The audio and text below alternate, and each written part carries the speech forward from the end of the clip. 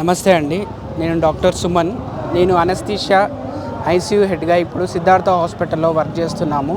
ముఖ్యంగా ఈరోజు ఇక్కడికి వచ్చి డాక్టర్ వైఎస్ఆర్ రెడ్డి గారి జయంతి సందర్భంగా ఇక్కడికి వచ్చి మాకు జరిగిన మేలు గురించి, ఆ రోజులో ఏ విధంగా మమ్మల్ని మేలు చేస్తారు, ఈరోజు ఇక్కడ నిలబడడానికి కారణం ఏంటంటే డాక్టర్ వైఎస్ రాజశేఖర రెడ్డి అని చెప్పొచ్చు. ఎందుకంటే అప్పుడు మాకు ఆయన సహాయం చేశాడు. మా కామన్ పీపుల్ కూడా, పేదవారికి కూడా ఏమి చూడకుండా అందరికీ ఒకే రకంగా సాయం ఫీ రింబర్స్మెంట్ కావచ్చు కానీ, ఆరోగ్యశ్రీ విషయంలో కావచ్చు కానీ, అందరికీ సాయం చేసి ఇక్కడ ఈరోజు నిలబడడానికి సాయం చేశాడని అది గుర్తు తెచ్చుకొని ఇప్పుడు ఈ 77వ జయంతి సందర్భంగా మరొకసారి వైఎస్ రాజశేఖర రెడ్డిని గుర్తు చేసుకున్నాము. అదేవిధంగా వైఎస్ రాజశేఖర రెడ్డి గారి కుమారుడైన జగన్ గారు కూడా ఏ విధంగానైతే తను సీఎం అయినప్పుడు ఏ విధంగానైతే కామన్ పీపుల్ పట్ల, పేదవారి పట్ల ఏ విధంగానే స్కూల్లో కానీ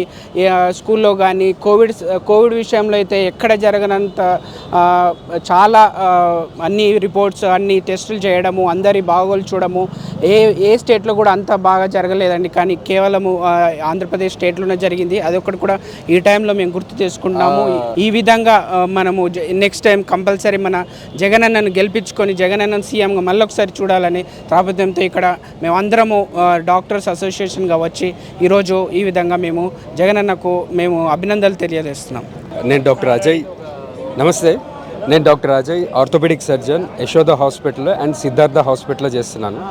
నేను ఈరోజు ఇక్కడికి రావడానికి కారణం, మెయిన్ రీజన్ మన డాక్టర్ వైఎస్ రాజశేఖర రెడ్డి గారి వాళ్ళది 77వ జన్మదిన జయంతి. దానివల్ల ఇక్కడ అందరికీ నేను, మా కొలీగ్స్, మా డాక్టర్స్ అందరం వచ్చాము. సో మెయిన్ థింగ్ ఇక్కడికి రావడానికి రీజన్ ఒక ఫీజ్ రియంబర్స్మెంట్లో అప్పుడు 2004లో మన డాక్టర్ వైఎస్ రాజశేఖర రెడ్డి గారు మొదటిసారి సీఎం అయినప్పుడు ఒక స్కీమ్ పెట్టి, ఆ స్కీమ్ ద్వారా ఎంతోమంది డాక్టర్లు ఉత్పత్తి అయ్యి చాలామంది సేవలు అందించారు. అదే దానిలో ఇప్పుడు నేను ఇక్కడ ఉండి మాట్లాడుతున్నానంటే కేవలం మన ఆరాధ్య దైవంలా మన గుండెల్లో నిలిచిపోయిన మన ప్రియతమ నాయకుడు డాక్టర్ వైఎస్ రాజశేఖర రెడ్డి.